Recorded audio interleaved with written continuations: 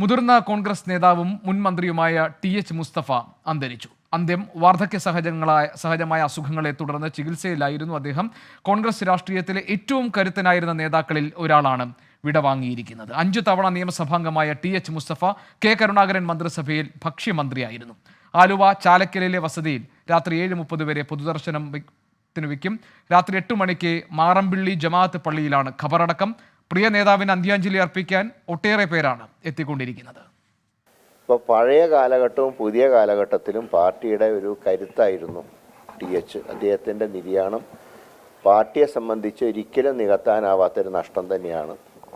അവസാന കാലഘട്ടം വരെ കോൺഗ്രസിന് വേണ്ടി അദ്ദേഹം പ്രവർത്തിച്ചു. അസുഖം ബാധിച്ച സമയത്ത് പോലും പാർട്ടി പ്രവർത്തനങ്ങളിലൊക്കെ അദ്ദേഹത്തിൻ്റെ സജീവ പങ്കാളിത്തം ഉണ്ടായിരുന്നു. അതുകൊണ്ട് തീർച്ചയായിട്ടും ആ നഷ്ടം പാർട്ടിക്കും UDF-നൊക്കെ ഒരു തീരാ നഷ്ടം തന്നെയാണ്. ഒരു 50-60 വർഷം ഞാൻ ജനിച്ച് എൻ്റെ പെരുമ്പാവൂരിൽ എൻ്റെ ഓർമ്മ വെച്ച കാലം തൊട്ട് ഞാൻ കാണുന്ന മഹാരഥന്മാരാണ്, അല്ലെങ്കിൽ അയൺ പില്ലേഴ്സാണ്. കഴിഞ്ഞ ഏകദേശം ഒരു മാസത്തിന് മുമ്പാണ് പെട്ടെന്നൊരു മനസ്സിലെനിക്ക് തോന്നി. ഞാൻ മകൻ സക്കീറിനെ വിളിച്ചിട്ട് പറഞ്ഞു, എനിക്ക് വാപ്പയൊന്ന് കാണണം. വാപ്പ വീട്ടിലുണ്ടെന്ന് പറഞ്ഞു. ഞാനിവിടെ വന്നു. ഒരു മാസം മുമ്പ് ഏകദേശം 1 മണിക്കൂറോളം അദ്ദേഹവുമായിട്ട് ആ മുറിയിലിരുന്ന് ഒരുപാട് കാര്യങ്ങൾ ഒന്നും മറന്നിട്ടില്ല. പഴയ പെരുമ്പാവൂരിലെ ഓരോ കാര്യങ്ങളും കഴിഞ്ഞൊരു 50 വർഷക്കാലത്തെ ഒരുപാട് കാര്യങ്ങൾ പരസ്പരം സംസാരിക്കാൻ സാധിച്ചു.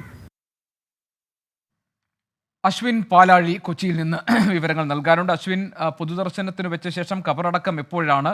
ഇപ്പോൾ അദ്ദേഹത്തിൻ്റെ വസതിയിലാണല്ലോ ഉള്ളത്.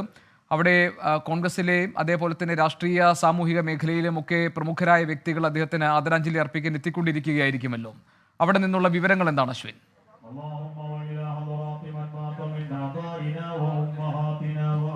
തീർച്ചയായും ഗോപീഷ്ണ, നിരവധി ആളുകളാണ് അദ്ദേഹത്തിൻ്റെ ചാലക്കിലുള്ള വീട്ടിലേക്ക് എത്തുന്നത്. രാവിലെ തന്നെ കോൺഗ്രസിൻ്റെ പ്രമുഖ നേതാക്കൾ, ജില്ലയിൽ നിലവിലുള്ള പ്രമുഖ നേതാക്കളെല്ലാം തന്നെ എത്തിയിട്ടുണ്ട്.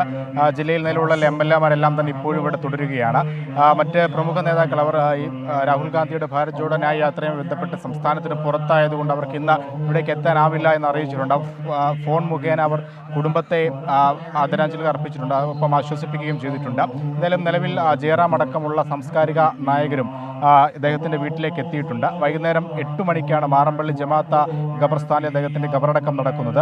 അതിനു മുൻപ് 7:30 വരെ ഈ ചാലക്കിലുള്ള വീട്ടിൽ പൊതുദർശനം തുടരും. അവിടേക്ക് അതുവരെ 7:30 വരെ ആളുകൾക്ക്, പൊതുജനങ്ങൾക്ക് എത്തി അന്തിമോപചാരം അർപ്പിക്കാനുള്ള സൗകര്യമുണ്ട്.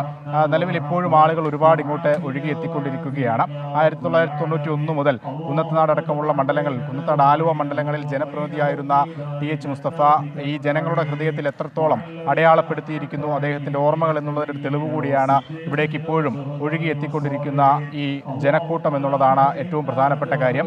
ഏതായാലും ഭക്ഷ്യമന്ത്രി എന്നുള്ള നിലയിലൊക്കെ തന്നെ അദ്ദേഹം ചെയ്തിട്ടുള്ള കാര്യങ്ങൾ, അദ്ദേഹത്തിൻ്റെ സേവനം, അദ്ദേഹത്തിൻ്റെ ഇടപെടലൊക്കെ നേരിട്ട് അനുഭവിച്ചറിയാൻ സാധിച്ച ആളുകളൊക്കെ ഇപ്പോഴും ഇവിടേക്ക് എത്തിക്കൊണ്ടിരിക്കുകയാണ്. വൈകുന്നേരം 7:30 ഇവിടെ നിന്ന് മാറമ്പള്ളിയിലുള്ള ജമാഅത്ത് ഖബർസ്ഥാനിലേക്ക് മൃതദേഹം കൊണ്ടുപോകും.